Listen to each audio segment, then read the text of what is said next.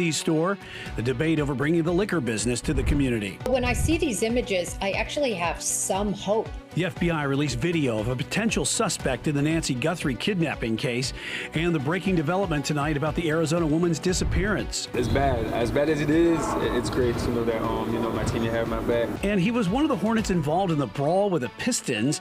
His message to fans and the looming fallout the team may face.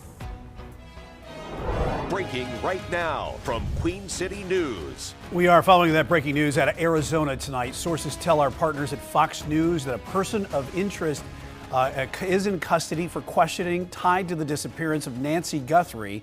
The news comes after reports of activity on a Bitcoin account tied to the search for Nancy Guthrie and the FBI release of images of someone outside the missing woman's home before her apparent kidnapping. We'll have much more if anything develops tonight on Queen City News at 10 and also on QCnews.com.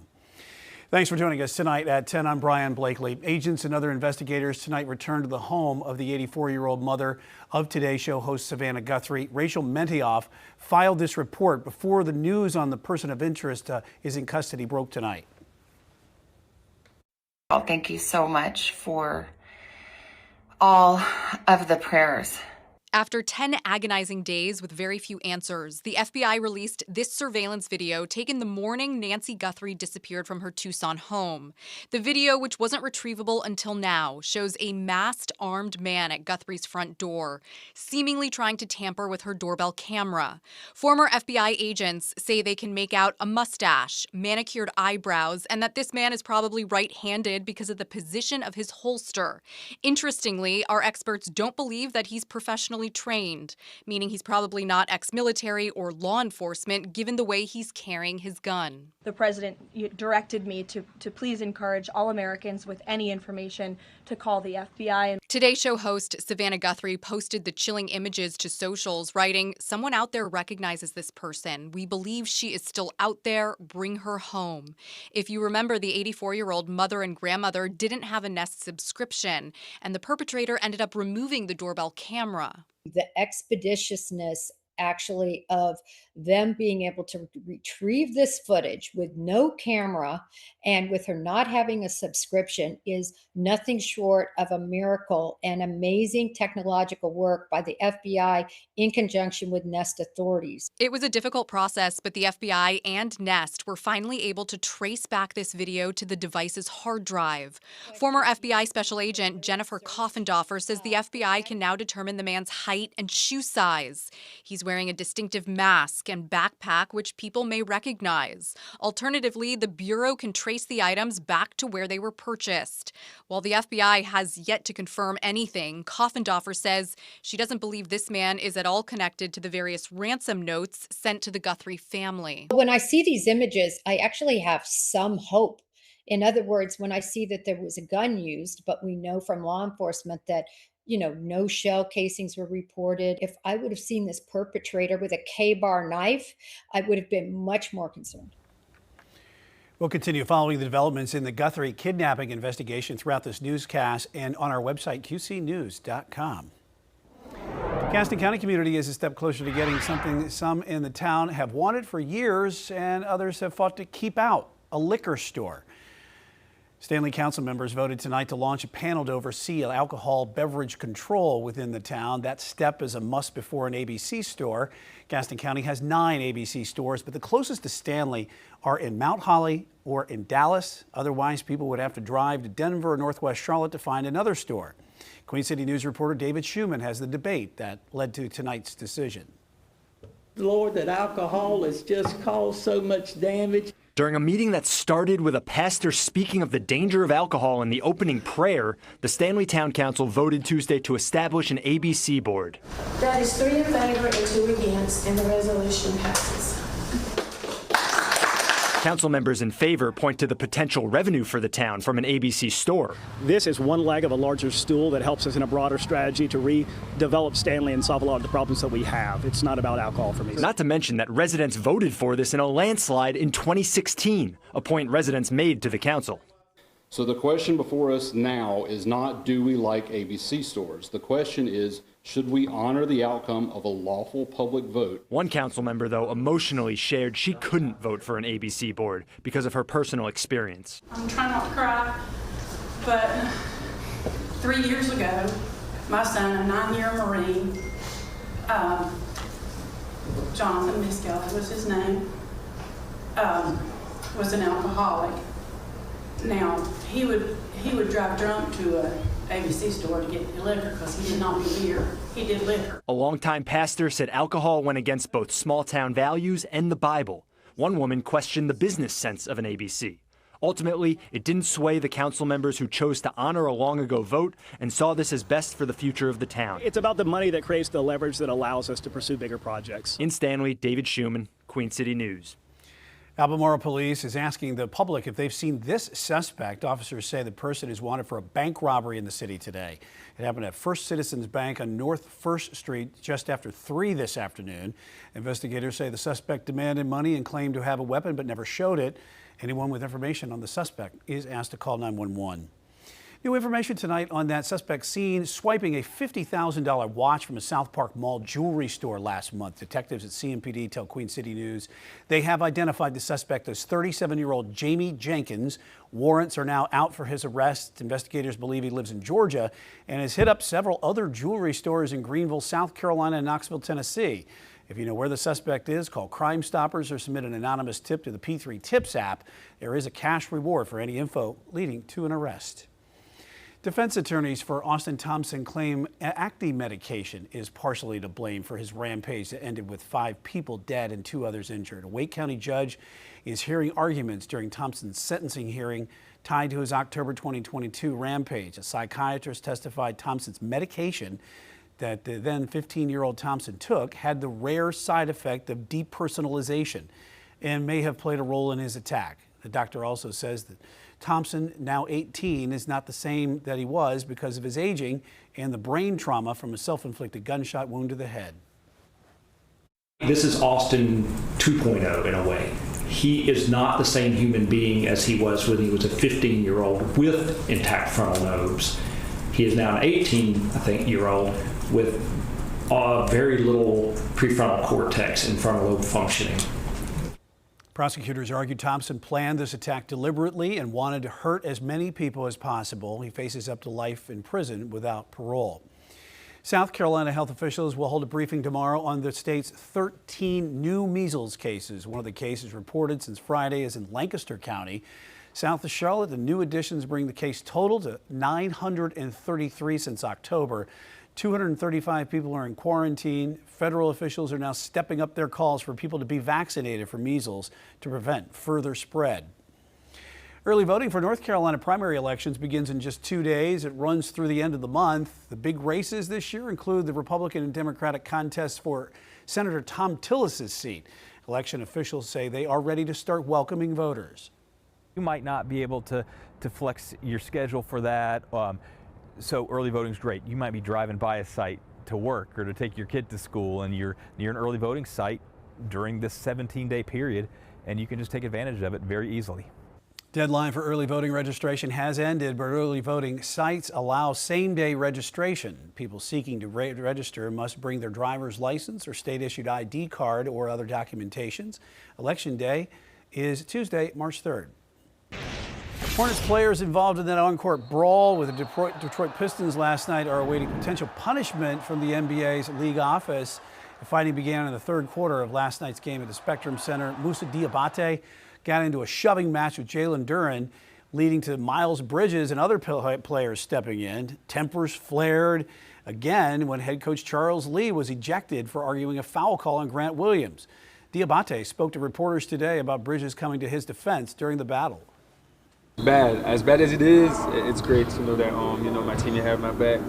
Obviously, it's unfortunate, but just knowing that Miles was there to defend me, I mean, it feels great. And I think also the fans as well, just getting into the game even more after that situation, just shows the grit of the city.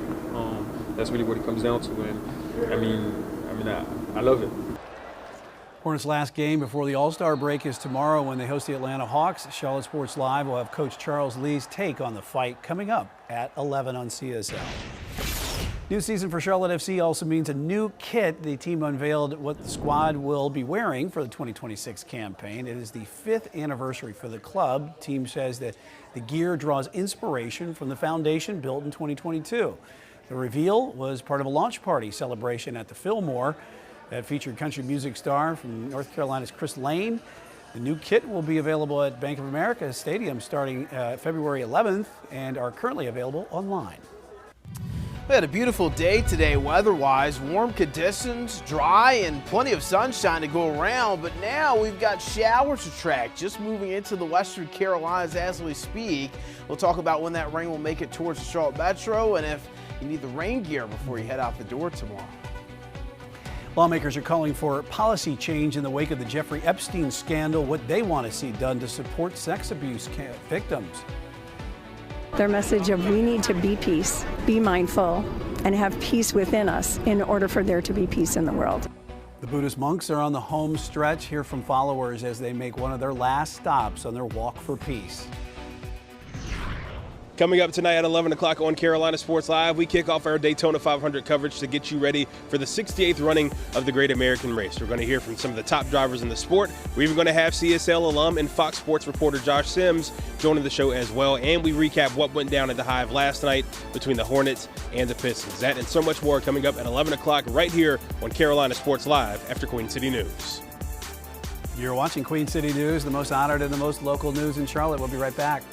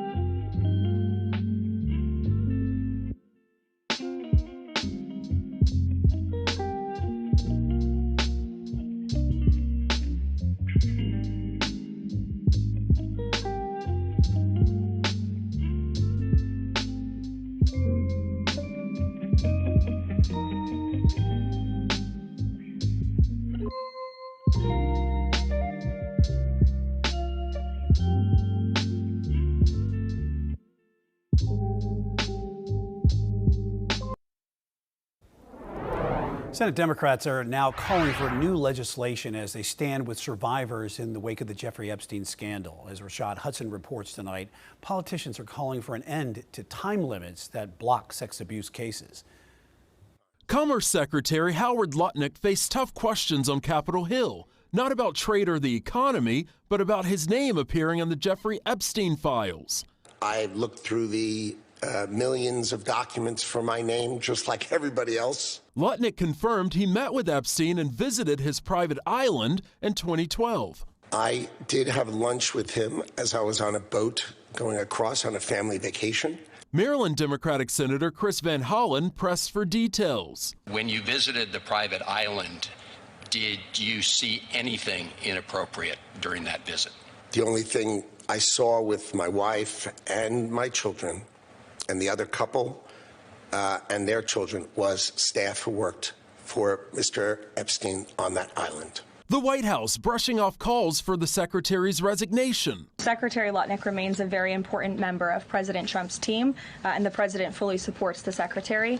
The testimony comes as Democrats turn their focus to survivors. Standing alongside survivors and the family of Virginia Giuffre, Senate Democratic leader Chuck Schumer unveiled Virginia's law. The survivors of Jeffrey Epstein have waited long enough. The bill would eliminate statutes of limitation that could prevent sex abuse survivors from seeking justice. Change must mean justice, not someday, not in speeches. The legislation honors Giuffre, an Epstein survivor who pushed for reform before her death last year. Reporting in Washington, Rashad Hudson. A new drone program in the town of Summerville, South Carolina, is giving first responders a first-hand look at emergencies as they develop. The new system uses automated drones to give an aerial view of incidents, which lets those responders get an understanding of the situation before they go in. Brett Melcher is the chief of Summerville Police or Fire Department. He went over the benefits of having the eye in the sky.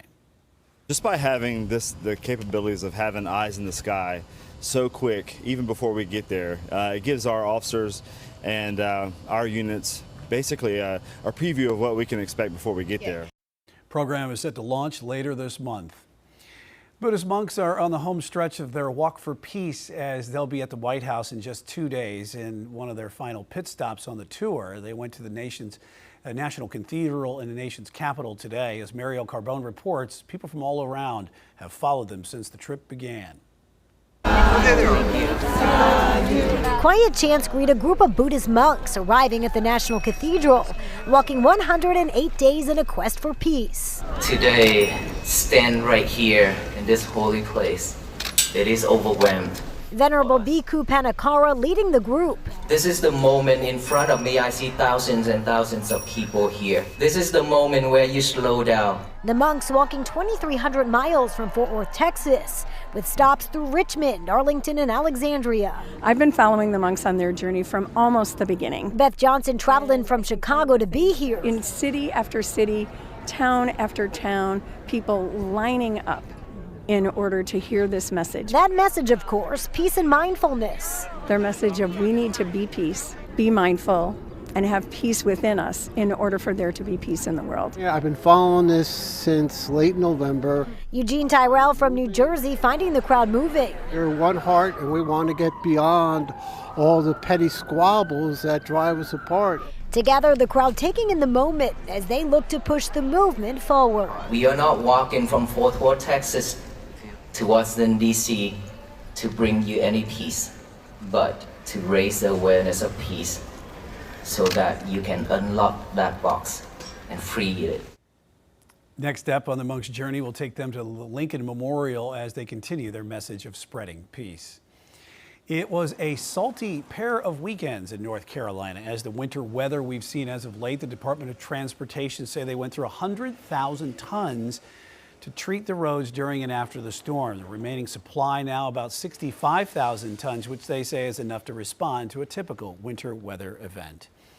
Let's talk about the weather right now on this Tuesday night, heading into the midday of the work week as we look live at Uptown Charlotte from our Arlington camera. It felt like spring out there tonight with these temperatures flirting with the 70s. We are still 64 degrees right now at 10:18. Meteorologist Brandon Lawson joining me.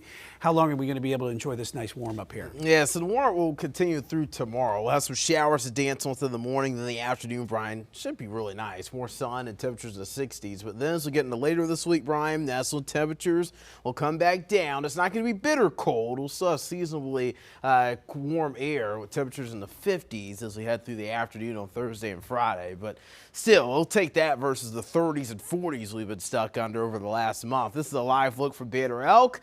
You can see warmer than usual conditions as we head through the night. 60s here towards Charlotte, probably still in the 50s and even some upper 40s as you're getting up towards Banner Elk. That warm air really going to be lingering through the overnight hours. So 73 degrees, that was the high temperature today was the warmest air we've seen here in Charlotte since January 10th. That's when we saw 74 degrees. So 63 degrees now here in Charlotte, 63 in Gastonia, 61 in Hickory. We are at 36 in Boone, but notice Jefferson showing 50. So just depending on how the breeze is hitting the weather stations there, it's probably keeping some of those temperatures a little bit higher than what they actually are. We'll call lows tonight in the 40s in the mountains, 40s towards the foothills, and then dropping into the mid-50s as you're getting towards Charlotte. So here's our front back to the west. We talked about a little bit of rain on the way here before the break. The rain's already starting to move into the western Carolinas as we speak, and those showers will be here by the time you wake up tomorrow morning. So here's a look at those rain chances. Again, by tomorrow morning, we're talking about anywhere between a 30 to 40% chance of rain. This is far from a washout tomorrow. Notice as we get to about 11 o'clock tomorrow how we have that 20% chance of rain. So rain chances will be dwindling down pretty quickly as we go throughout the morning tomorrow. So here's Futurecast showing a few light showers in the mountains overnight. And then notice most of the rain, the more widespread shower activity is going to be south of I-40, 6, 7, 8 o'clock in the morning tomorrow. And then by about 11, you start to see the tail end of this rain sliding southeast of I-85. So at least by lunch tomorrow, most of the area should be dry with the exception of maybe Lancaster, Sherrall, and Rockingham, our far southern counties. And then by tomorrow late afternoon, we're talking about plenty of sunshine, temperatures in the mid-60s, and a pretty comfortable day if you're going to be outdoors for the second half of it for your Wednesday. So we'll start that chance of rain early on Wednesday. Clear skies, those will get towards the afternoon, and temperatures, again, right around 65 degrees in Charlotte. We'll call it mid-60s for most of the region, maybe upper 60s further south. Just depends on how quickly we can get rid of the clouds and rain. We'll call it only mid to upper 40s in the mountains where clouds will likely linger a little bit longer. So notice high temperatures later this week, only in the 50s, but that is still where we should be for this time of year, mid-50s for high temperatures. And then by Monday, we're talking about 60s again. So it ain't going to be long before we start warming things up above average again. The weekend forecast is split. Showers move in late Valentine's Day, and then we get rain likely for your Sunday. 50s both days, probably upper 40s for most, though, on Sunday with that rain and cloud cover building in. The mountain forecast staying in the 40s for Valentine's Day with showers really building in for Sunday. Notice Sunday, widespread rain building in with that warm front. This is likely going to be a washout for the second half of the weekend with light to moderate rain spreading over the Carolinas. A half an inch to an inch of rain is likely, but I would not be shocked if we saw some isolated higher totals, up to 2 inches of rainfall, a possibility on Sunday. That could be some very beneficial rain for the area, an area that hasn't seen one day with an inch or more of rain in 3.5 months. We're talking about 60s tomorrow after some showers early, 50s for the rest of the week with the showers rolling in late Saturday into Sunday, Brian. Brandon, thank you. This little food delivery robot is stirring up quite the controversy in a Chicago neighborhood, while residents are against the idea of seeing them in more areas. More than 10,000 leads and countless crimes solved. Why North Carolina's Attorney General is touting a program that was the first of its kind.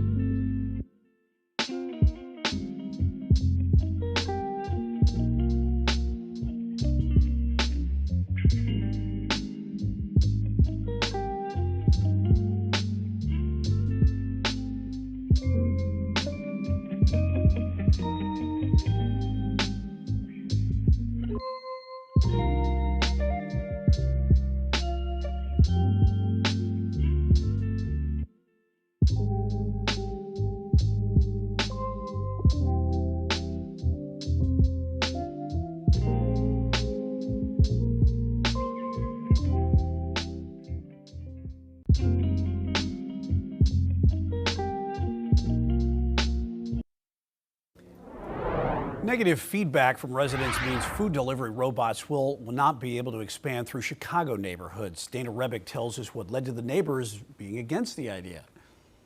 A couple of months ago, I think, I saw them like downtown, like crossing the street by themselves. Food delivery robots rolling down sidewalks across the city. Definitely interesting. It's got the little name on there. I think it's fun. There are two companies, Coco and Serve Robotics, that have been operating in Chicago under a pilot program approved in 2022. Coco launched in late 2024, Serve in September. These two Coco robots run food deliveries from the Shake Shack at Logan and Elston. A worker opens them up, pops in the order, and they're on their way. A human remotely monitors the self-driving robots, which travel up to 5 miles per hour. Cameras and sensors allow them to maneuver around pedestrians and other hazards, but some can get stuck, like this one we followed named Scott, who went off the sidewalk into the snow. Chicago sidewalks are not in the best condition at the end of the day. Worse condition during the snow for folks with strollers, seniors, people with disabilities. It does create a real accessibility issue.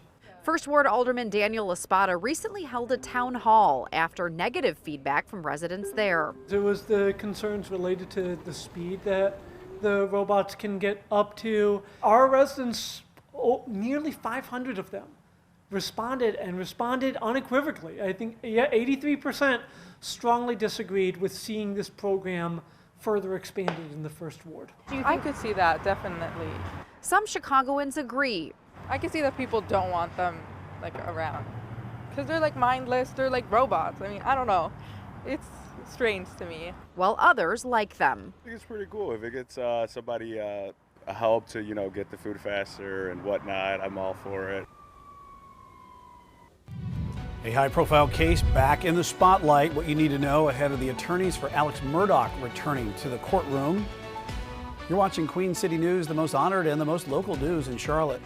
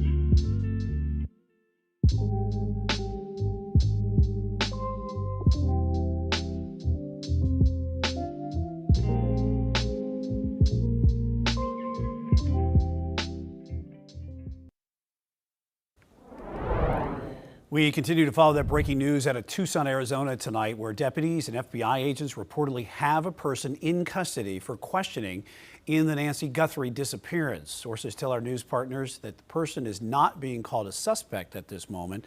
The FBI's hostage rescue team is in Arizona as the search for Guthrie is in its 10th night. She is the 84-year-old mother of Today Show anchor Nancy Guthrie, Savannah Guthrie. FBI agents released video from the doorbell camera at Nancy Guthrie's house today showing a masked figure tampering with the device. TMZ also reporting there was activity tonight on a Bitcoin account tied to a ransom demand for Guthrie's disappearance. We have developments from Arizona on QCnews.com and on Queen City News Now beginning at 4 tomorrow morning. Canadian investigators say 10 people are dead, including the suspect, after a shooting at a British Columbia school and nearby home. It happened earlier today in the town of Tumbler Ridge, about 600 miles north of Vancouver. More than 25 others are injured after an attack at an elementary school in the town. Police believe the suspect took their own life. Lawyers for disbarred attorney Alex Murdaugh will appear before South Carolina Supreme Court justices tomorrow seeking to overturn his murder conviction. Emma Charles outlines the case before the high-profile hearing. Morning, Your Honor. I'm innocent. The case that captivated the nation back in the spotlight.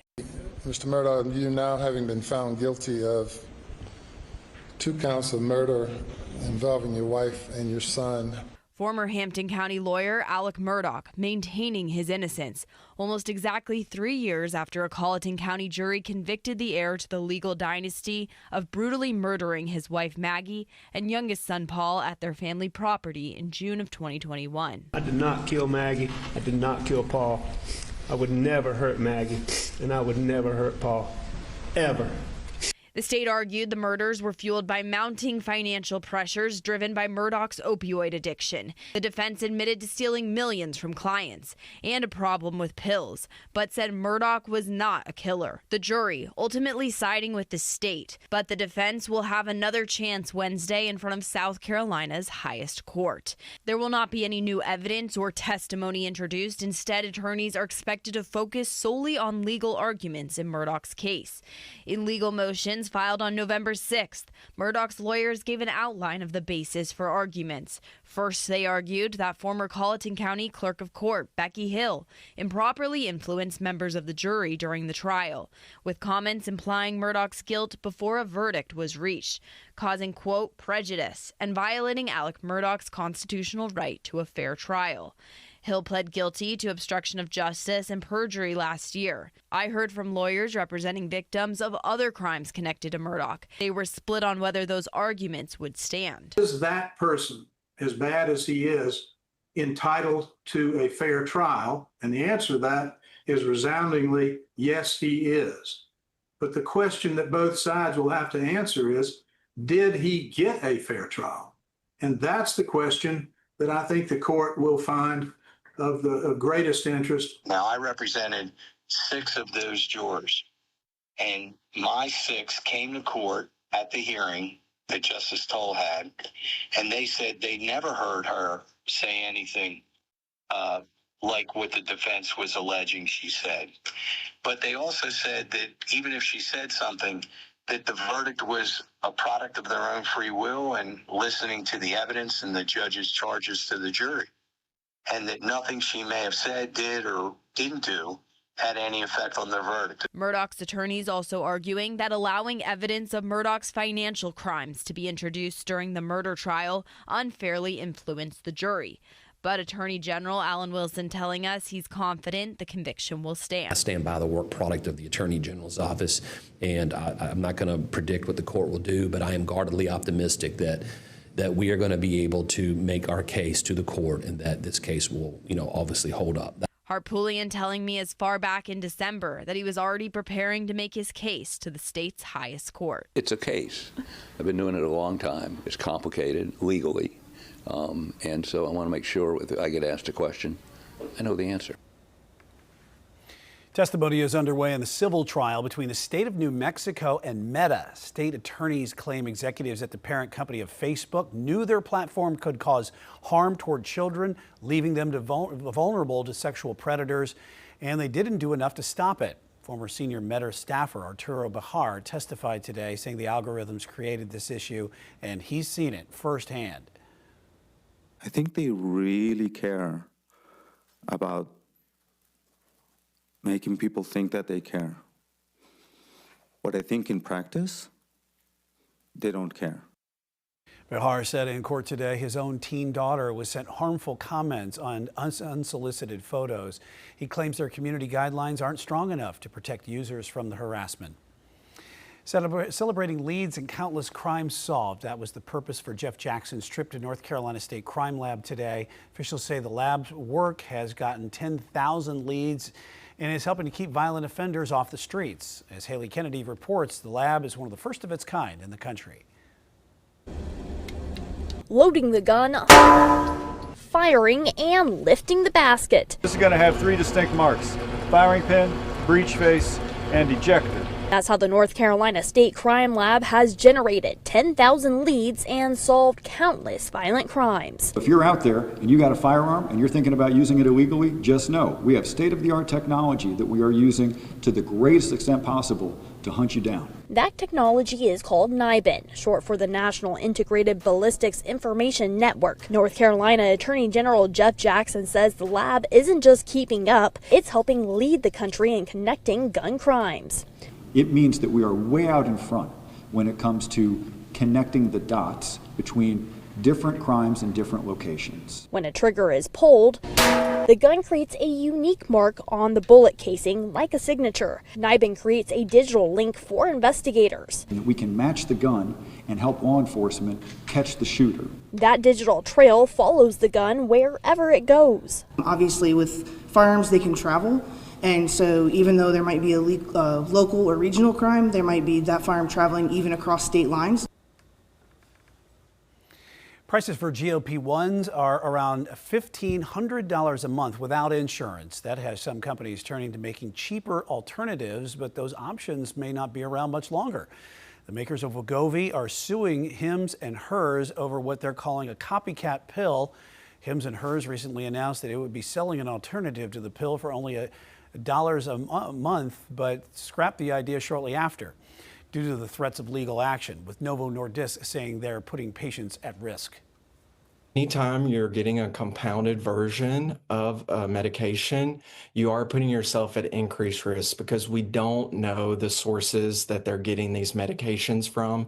We don't know the exact formulations because those drugs don't have to go through the same strict clinical trials that the FDA-approved medications go through.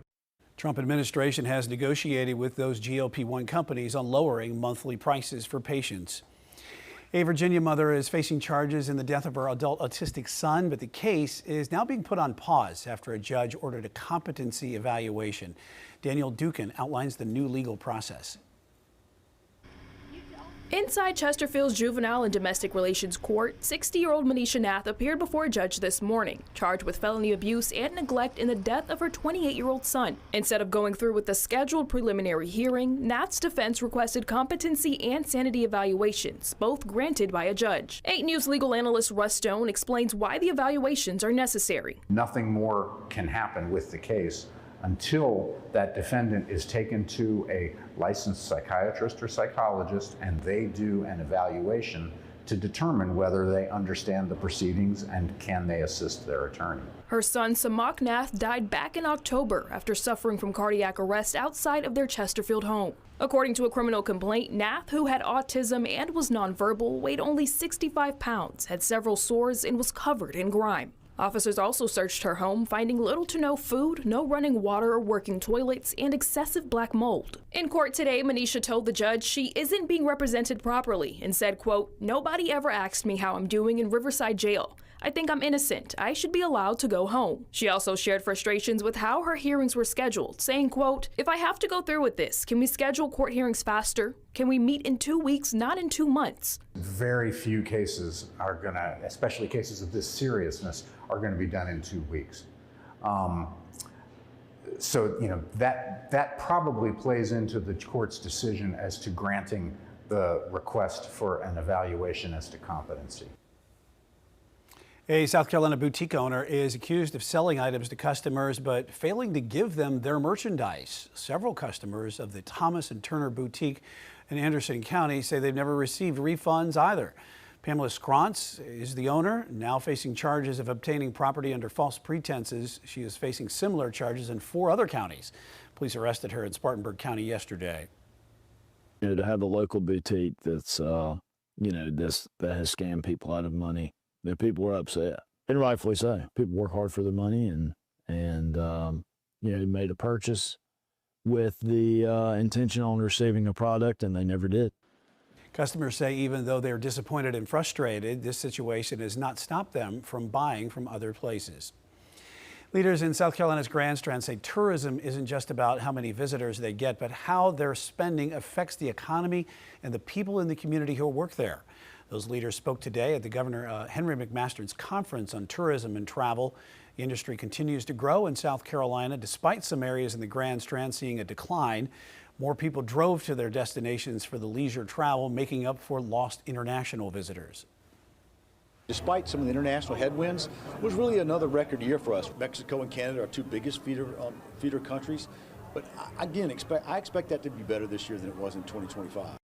Tourism leaders say the challenge moving forward is keeping South Carolina competitive while balancing growth, infrastructure, and conservation. Brandon.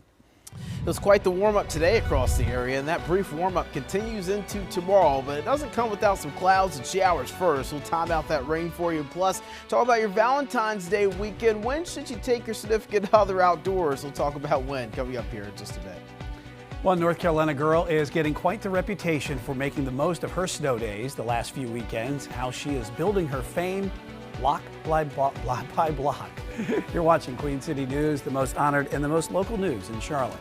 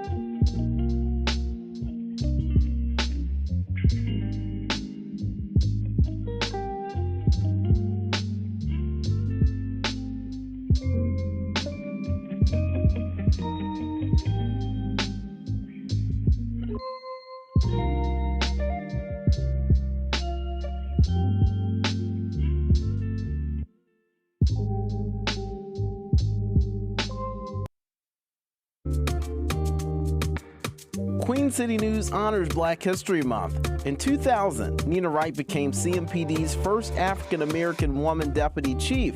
She retired from the department in 2007.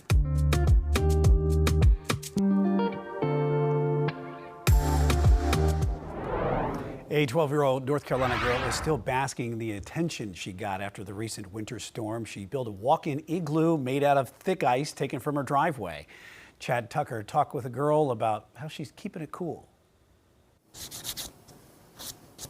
I just watched videos of people making nails and stuff, and I just thought it'd be fun to do. So, because painting nails is fun, getting to decide what you do on them. Brooke Leone is a creative 12-year-old entrepreneur. Well, I went to soccer practice and I saw a ton of cool nail designs, and I just thought it's kind of expensive to go get them and pay for it all, so I just thought I'd try to make them on my own. And things really took off, combining her love of art into personal design press-on nails. She sells them on Instagram. I was inside and I was doing nails, and then I saw all the snow falling and stuff, and I love the snow a lot, so I went outside and I just decided to make something. And look what she made. This full-size walk-in igloo, complete with lights. I got those at the Dollar Tree. And a place to rest your head. So when you started it, did you think to yourself, okay, now what am I got myself into? A little bit. Well, it was her brother's idea. Over there, but he didn't help at all, so. She broke up the thick ice from her driveway. He has the ideas and I just make them. Bricks of ice, one at a time. So it took you Thursday night and all day Friday. Yes. Yeah, that's a lot of work.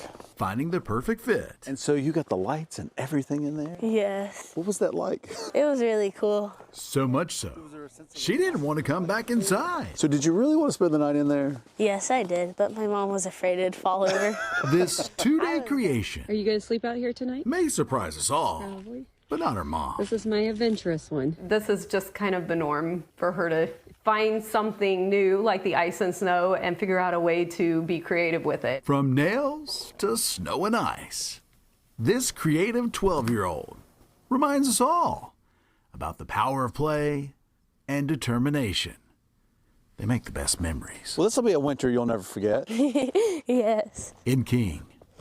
Looking for Chad's folks. Were you hoping for I'm Chad Tucker. Like to build something like this? Yes, a little bit. One of the favorites to kick off the 2026 NASCAR season in Daytona is none other than Denny Hamlin. He aims to win the big race for the 4th time in his career, which would make him only the 3rd man to ever do it. But Hamlin is racing for more than just himself this time around. A December house fire took his father's life and left his mother severely burned. He and partner Michael Jordan also went through a lengthy legal battle last year against NASCAR. Despite his heavy heart, Hamlin says he is focused more on what he's fortunate to have. Easy thing to say is, poor me, but it's like I still have a fantastic life, a great family. A lot of people go through tragedies. So everyone kind of has their times where they have to go through tough moments. And I think that those are really kind of building moments of your character. Hamlin says his goal for the 2026 season is the accolade he hasn't won, a Cup Series championship. Let's talk about the weather right now and take a look at Blowing Rock tonight, as we've enjoyed much warmer week than what we've seen in a long time, probably about a month or so. Question now is how long is it going to feel like spring, especially for those folks up in the mountains who just got a lot of snow. Meteorologist Brandon Lawson joined us now here with some answers for those folks in the mountains and also down here in Charlotte. Yeah, warm-up's going to last at least for the next couple of days. We'll be in the 60s tomorrow. We do have 50s for Thursday and Friday, but that's still seasonable for this time of year. Man, it's hard taking that live look from Blowing Rock because we've been looking at snow-covered Blowing Rock here so much. Ice, but yeah. Now we're just talking about fresh pavement over there, and also temperatures staying in the 40s overnight tonight, likely up in the high country. So it's not going to be necessarily a warm night up in the mountains, but not going to be as cold as it's been. Even towards Gastonia, as you take the live look there, you can see some of the American flags blowing there in the wind. We do have that southwesterly breeze tonight, which is more of a warmer breeze for our area, and that's why temperatures tonight likely are going to stay only in the 50s. So this is looking at the temperature change. I wanted to start with it first to show you we are about 20 to 30 degrees warmer compared to what we were at this time yesterday. So yesterday night, temperatures are dropping back into the 40s and 30s. Tonight, temperatures are still in the 60s here at 11 o'clock. We've got 63 in Charlotte and Gastonia, 61 in Hickory. Boone's showing 35, but I'm likely seeing more 40s here in Watauga County. I mean, look at Jefferson at 49 degrees. So I only really expect temperatures drop into the 40s towards the mountains and foothills. But then as you're getting south of I-40 tonight, Temperatures are likely going to be staying in the 50s. We do have a front approaching, though, so we do have some rain on the way, along with clouds as well. Clouds, that acts as a blanket for us overnight. So during the day, it keeps heat out, but during the night, it traps heat in, which is why temperatures will be barely dropping tonight. Rain on the way, though. We do have some showers to track for you overnight tonight into early Wednesday morning, so 6, 7 o'clock as you're tuning in to meteorologist Ted Phaeton on Queen City News Now. He's going to be tracking some light to moderate showers south of I-40, possibly a few showers up in the mountains as well. And this moves through pretty quickly. I mean, 10, 11 o'clock, we're really going to be drying things out nicely southeast of I-85. So expect clearing skies and drier conditions for the afternoon, and temperatures tomorrow afternoon will be in the mid-60s. So it's not going to be quite as warm as today, but it's still going to feel warm. So if you have any outdoor plans tomorrow afternoon, try to get out and enjoy them. Don't let the morning clouds and showers scare you away from your outdoor plans during the afternoon. I mean, I wouldn't be shocked if some areas do get into the upper 60s tomorrow. Just going to be dependent on how quick we get those clouds and showers out of here. Only 40s for the mountains, low 50s a possibility, though. Drought monitor showing the severe drought over much of the Queen City News viewing area, which is a level 3 out of 5 on the scale. So it's a pretty significant drought for the region. 106 days, that's how long it's been since we've had a day of 1 inch of rain or more in Charlotte. Had that on October 27th in 2005. So have to go back 3.5 months into late last year since we've seen a 1 inch or higher rainfall day. Now, we've seen obviously the foot of snow a couple weekends ago, but the thing about that only really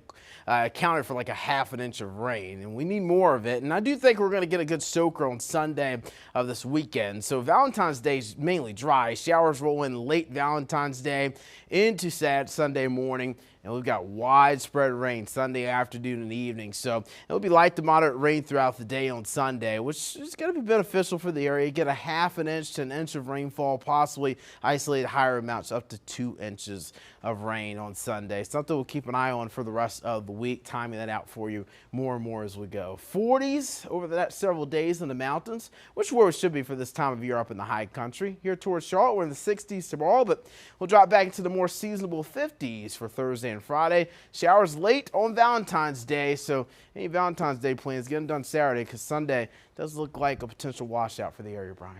Sounds good, Brandon. A growing goose population is becoming a nuisance for a Midwestern village. How it turned to a four-legged solution to keep the birds at bay. You're watching Queen City News, the most honored and the most local news in Charlotte.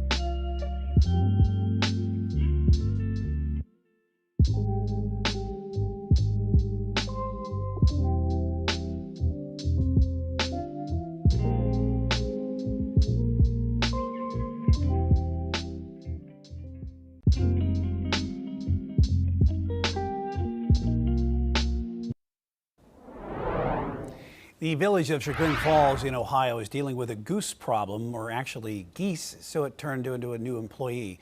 Jenny, a 4-year-old border collie, take a look. There are about 60 birds roaming in the Riverside Park area near Cleveland. Marcy Hauer with Ohio Geese Control says that while the fowl are a natural part of the area, their presence is causing more issues for visitors, residents, and community events. Border Collies are a perfect animal for this because they're a naturally herding dog, and they have a wolf-like glance or a glare. They'll stoop down, look like a predator, and then chase after the geese. It loves it in the snow, too. Jenny and her handlers will be easy to spot in Chagrin Falls wearing their bright orange safety vests. They'll visit the parks up to 3 times a day, sometimes at night, to scare the geese and keep them from returning. You're watching Queen City News, the most honored and the most local news in Charlotte. We'll be right back with that pinpoint forecast, followed by Carolina Sports Live next.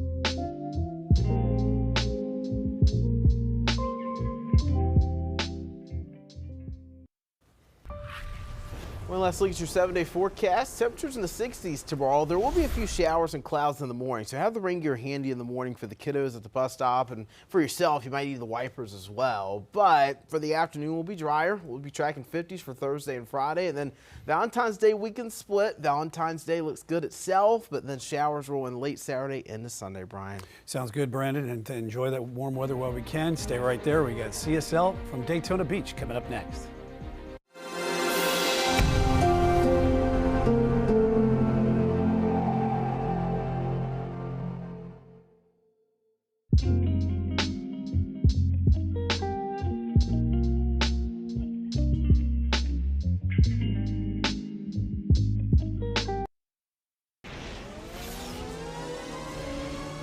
Now, it's CSL, Carolina Sports Live.